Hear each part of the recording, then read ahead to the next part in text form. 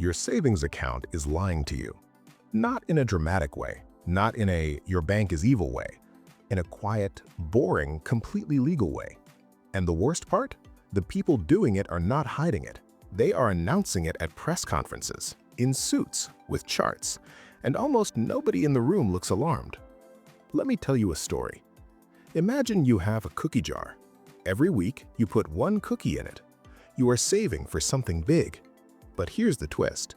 Every week, someone sneaks into your kitchen and takes a tiny bite out of every cookie. Not the whole cookie, just a bite. So small you almost do not notice. After 1 week, fine. After 1 year, you open the jar and realize your cookies are half the size they used to be. That's inflation. That's what is happening to your dollars right now. And the strangest part of this whole story, it's happening on purpose. I want to sit with that for a second. Not by accident, not because of bad luck, on purpose. The US government and the Federal Reserve have an official inflation target. It's 2% per year. They want prices to go up. They designed the system that way. And if you've never heard that before, I completely understand if you feel slightly betrayed right now. Because here's what that actually means. If you have $10,000 sitting in a savings account doing nothing, that money is shrinking every single year. Not because someone stole it, not because the stock market crashed, just because time passed. That's the villain in this story. Not a person, not a company, a system. Now let me introduce you to someone. His name doesn't matter. Let's call him Alex. Alex is 24. He just landed his first real job. He's making decent money for the first time in his life. And he does the responsible thing. He opens a savings account. He deposits money every month. He feels good about it. He tells his mom he's being smart. His mom is proud. And for about a year, Alex feels like he's winning. Then one day, Alex notices something. His rent went up. His groceries cost more. His car insurance bill arrived and it looked different than last year. He checks his savings account. The number is higher than it was a year ago. He saved more than he spent. So why does it feel like he's falling behind? That's the question. And that question is the entire point of this video. Because the answer is not obvious. The answer lives inside a word most people have heard, but very few people actually understand. Purchasing power. Here's the simple version. A dollar is not a thing. A dollar is a promise. A promise that says this piece of paper can be exchanged for a real thing. Food, rent, a car, a flight. But the value of that promise changes. Every year, that same dollar buys slightly less. Not dramatically less, slightly less. Which sounds harmless until you do the math over 10 years, or 20 years, or your entire working life. Let me give you a number that should make you pause. Since 1971, the US dollar has lost over 85% of its purchasing power. Read that again, over 85%. Which means if your grandparents hid $10,000 under the mattress in 1971 and you found it today, it would have the purchasing power of roughly $1,400.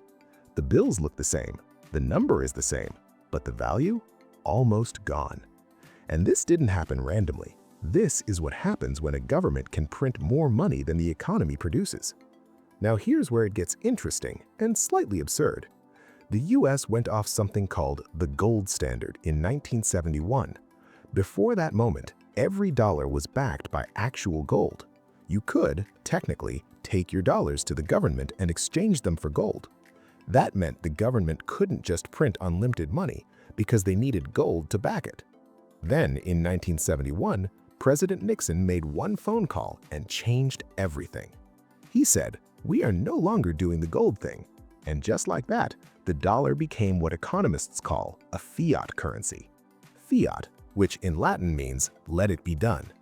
In practical terms, it means the dollar is backed by nothing except trust. Trust in the US government. Trust in the US economy. Trust that the promise still means something. And here's the quiet irony. Most of the time, that trust holds. The dollar is still the world's reserve currency. Countries store it, trade with it, and price oil in it. But trust is a fragile thing, and right now that trust is being tested in ways most people are not watching. Alex didn't know any of this. He just knew something felt off. And that feeling? That's where part 2 begins. So Alex starts asking questions. That is the dangerous moment. Not dangerous like jumping off a cliff, dangerous like opening a door you cannot close. Because once you understand how this system works, you cannot unsee it. Alex types into Google one night, "Why is everything getting more expensive?" Bad grammar, good instinct. And he falls into a rabbit hole that most people never find. Not because it is hidden, because it is boring on the surface. Central banking policy does not exactly scream, "Watch me." But underneath the boring words in the formal press releases, there is a machine. And that machine affects every dollar you earn, every dollar you save, and every dollar you spend. Let me explain the machine simply, like you are 5. Imagine a town. This town has one bakery, one hardware store, and one barber. The town has exactly 100 coins in circulation. That's it. 100 coins, no more, no less. A loaf of bread costs 1 coin. A hammer costs 5 coins. A haircut costs 2 coins. Everyone knows the prices because everyone knows there are only 100 coins. Now imagine the town mayor wakes up one morning and decides to print 100 more coins. He hands them out. People feel richer. They start spending more. The baker notices everyone suddenly has more coins. He raises his prices. Because why not? Demand went up. Supply stayed the same. Now bread costs 2 coins. The hammer costs 10. The haircut costs 4. Nobody stole from you. Nobody broke the law. But your original coins now buy half of what they used to. That is monetary inflation. That is the Federal Reserve. That is your life. Now here is where Alex gets his mind broken a little. He learns that the Federal Reserve is not technically part of the government. It is a private central bank. It was created by Congress in 1913. It has a government mandate, but it operates independently, which means the people setting interest rates and controlling the money supply are not elected.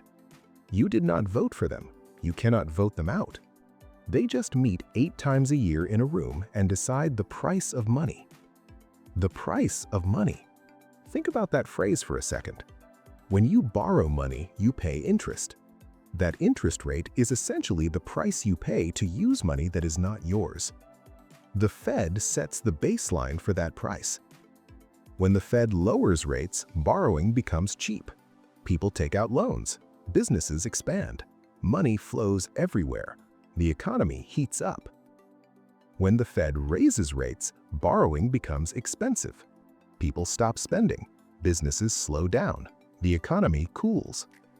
They are literally adjusting the temperature of the entire economy with one dial.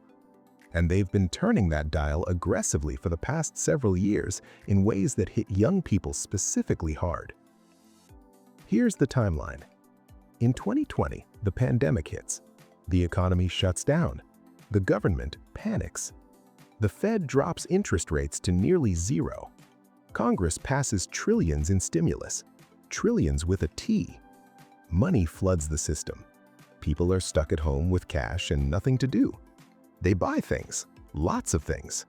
Supply chains break because factories are closed. So you have more money chasing fewer goods. You already know what happens next. Prices explode. By 2022, inflation in the US hits 9.1%, the highest in 40 years. That's not a small number. That means prices across the economy rose 9.1% in 1 year. Your rent, your food, your utilities, your car payment, all of it up. And your salary? Probably not up 9.1%, which means in real terms, most Americans took a pay cut that year without anyone changing their paycheck. Invisible, silent, completely legal.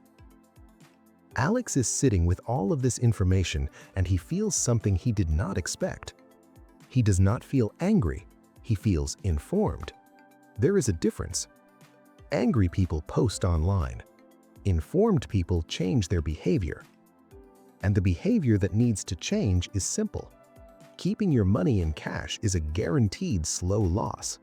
Not maybe, not possibly, guaranteed. Because inflation is guaranteed. They target it. They call 2% healthy. They call it necessary. Their argument is actually reasonable, which is the maddening part. They say mild inflation encourages spending. If prices are stable or falling, people wait to buy. Why buy a laptop today if it will be cheaper next year? So a little inflation keeps the economy moving. People spend now, businesses grow, jobs get created. It's a functioning logic.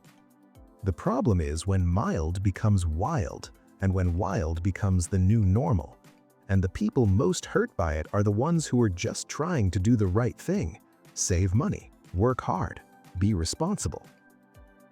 Alex realizes something sitting at his desk that night. The system is not broken. It's working exactly as designed. He was just never taught how it worked. And that gap, that silence in school, in his family, in every financial literacy class that never happened, that gap is expensive. Literally expensive. In dollars. His dollars. So he makes a decision. Not a dramatic decision, not a quit my job and move to gold bars decision, a small one. He decides to learn what people who don't lose to inflation actually do. What do they own? How do they think? Where do they put their money? And what he finds is not complicated. It's actually embarrassingly simple, which is either comforting or infuriating depending on your mood. He finds a mentor, not a guru, not someone selling a course for $997, a boring, quiet, slightly old-fashioned idea. Assets. The word that changes everything. And that's exactly where we're going in part 3. Here is the simplest truth in all of personal finance. There are two kinds of people in an inflationary world. People who own things and people who just hold cash. One group watches their wealth slowly evaporate. The other group does not. That is it. That is the whole lesson. Everything else is just detail. But the details matter. So let me walk you through what Alex learned and what most people his age never figure out until it is too late. Alex's mentor was not flashy. No sports car in the thumbnail, no watch collection, just a guy in his 50s who had been quietly building wealth for 30 years. And the first thing he told Alex was this: stop thinking about money as a destination. Start thinking about it as a tool. Cash sitting in a savings account is a tool rusting in a drawer. It looks fine, but every year it sits there, it loses sharpness. You want your tools working while you sleep. Alex asked the obvious question, how? And the mentor said one word: assets. Alex had heard this word before, but he had never really understood it. So the mentor explained it the way nobody had before. An asset is anything that either holds its value against inflation or grows faster than inflation. That is the definition that matters, not the accounting definition, not the textbook version. Does it protect your purchasing power over time? Yes or no? Cash in a savings account earning 0.5% interest, inflation running at 4%, you are losing 3.5% per year in real terms. That is not an asset. That is a slow leak. So what actually works? Let me give you the honest version, not the hype version, not the get-rich-quick version, the boring, proven, slightly unglamorous version. First, equities, stocks, ownership in real businesses. Over long periods of time, the stock market has historically outpaced inflation. Not every year, not smoothly, but over decades, owning pieces of real companies that produce real goods and real services is one of the most reliable inflation hedges ever discovered. Because when prices go up, company revenues go up. When revenues go up, earnings go up. When earnings go up, stock prices tend to follow. You are not just holding a number, you are holding ownership in the machine that raises prices. Think about that inversion. Inflation hurts the person holding cash. Inflation often helps the person holding equity. Same economy, completely different experience. Second, Real estate, property, land. When the government prints more money, it does not print more land. The supply of land is fixed, the supply of dollars is not. So over time, real estate priced in dollars tends to rise.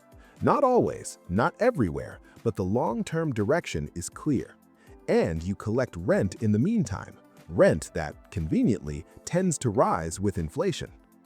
Third, and this one surprises people, your own skills, your earning capacity, your ability to produce value in the economy. This is an asset. A depreciating salary in a field nobody needs is a liability dressed as income. A growing skill set in a field with rising demand is one of the best inflation hedges you can own, because your labor can reprice itself. Cash cannot. Alex absorbed all of this, and then he asked the question that actually matters. He said, "Okay, but I do not have much money right now. Does any of this apply to me?" And the mentor smiled, because that is the question every young person asks, and the answer is both humbling and hopeful. It applies to you more than anyone. Here's why. Inflation is a time problem. The longer it runs, the more it takes, which means the earlier you protect yourself, the less it takes from you.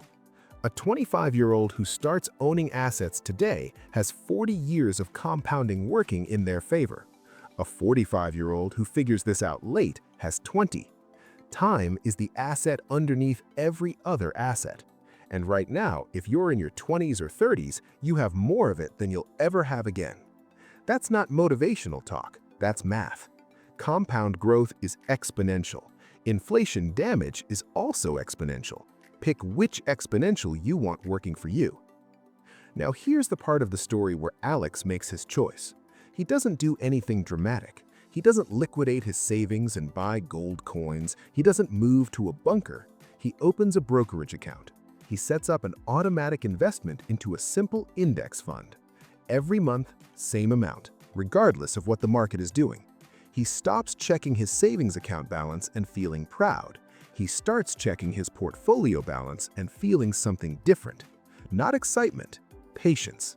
There's a difference. Excitement is emotional. Patience is strategic. And he makes one more decision. He stops waiting to understand everything before he starts. Because here's the trap most smart people fall into.